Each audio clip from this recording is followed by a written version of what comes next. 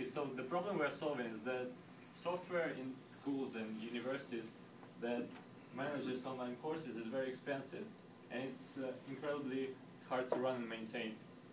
For instance, Blackboard learning management system, the annual license for it costs up to $100,000.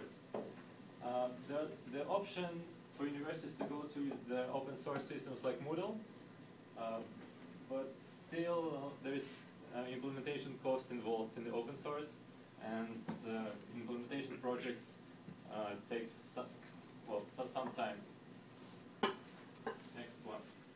So, but still, those systems are dominating the market, and they're used widely across the United States and Europe. But if you see on this map, this is the map of the installations of the Moodle across the world. Moodle is the leading learning management system. You will see that in countries like Russia, China, like South Africa, the whole Africa, and even in Brazil, there is such system is not really popular. And the reason is still like the high implementation costs, and I mean those systems really requires you to have some expertise in order to know how to manage and how to run them. Next one. So we don't want schools to deal with the software and hardware. So we decided we build a simple system, put it in a cloud, and offer them as a service. So that's how we built Lectrio. So we offer teachers simple tools to create their timetables, share their lecture notes with students, tools to create group discussions, to create assignments and grade student submissions, and get reports about student attendance and grades. We offer our service free for teachers to use with their students. So basically, anyone can create their courses and share their materials. But we sell our service to institutions, and we charge them a subscription fee based on number of users that use the system. We're still in the development mode, but we are going to launch our pilot project in Russia in the beginning of next year, and we will open the public or private beta in February 2012. And we see a real demand in Russia for such software, as the learning market in Russia is really empty. And when we talked to schools and other institutions there, we see a real interest in such software. The team currently consists of 2 engineers, but we are expanding our team and we are working here, but we are expanding our team in Russia to be closer to our market, and it's also very cheaper to have a team in Russia than here. So that's it. So if you have any questions, please ask them.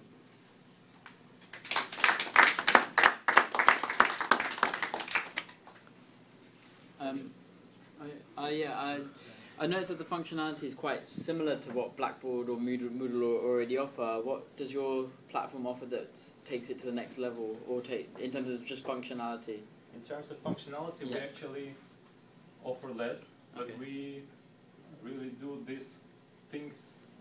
We do less things, but better. Okay, sure. And I mean, our competitive advantage is we are more affordable to institutions, and we are free to teachers. Okay. Yes.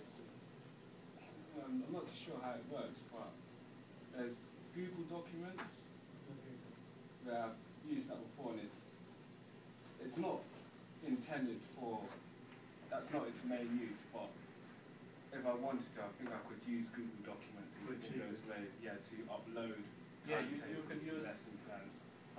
Well, basically in Russia, where there is no Blackboard or Moodle, whatever system it is, people using Blackboard, teachers using Google Docs to share their materials. They're using Facebook to communicate with their students. They're using, some of them using Dropbox, some of them using email. And I mean, they're using a variety of services to replace the absence of the learning management system. So instead of using these different services, they could use one service which offers these different functionalities. Basically, I mean, since you told us that you're cost effective when compared to Blackboard and Moodle, what is the difference that you're trying to show here? I mean, what is the difference that you could possibly bring out when compared to Moodle or Blackboard and to your product? For example, say an university with a student number of around 20,000, what could be the pricing, or how could they access you? I mean, what would be the pricing?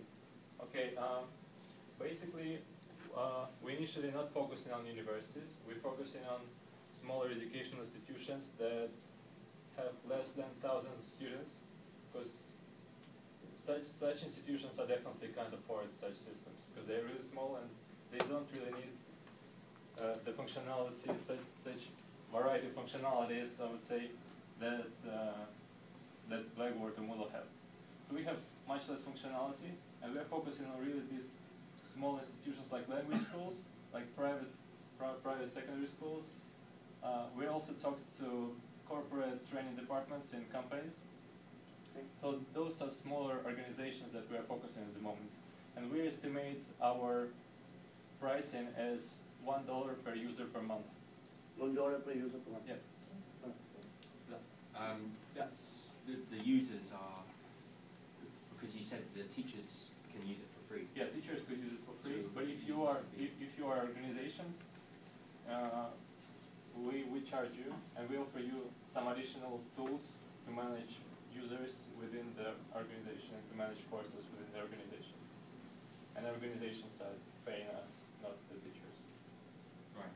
That could end up being quite a lot for them, couldn't it? If an organization of 1,000 people, or let's say less, 500 people. Well, that yeah, ends up the same as Moodle. You said $10,000 in Moodle, $500 a month for 500 people. well, $500 per month for organization it's fine. It's fine pricing. Not per person, but per organization. Yeah, per organization. Yeah. Is this actually been implemented anywhere? Or is it still in beta stage? We're still in development. We're piloting. We start piloting in January.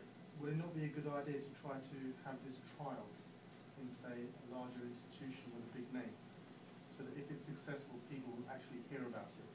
Yeah, we'll definitely try to rather than focusing on the very small ones.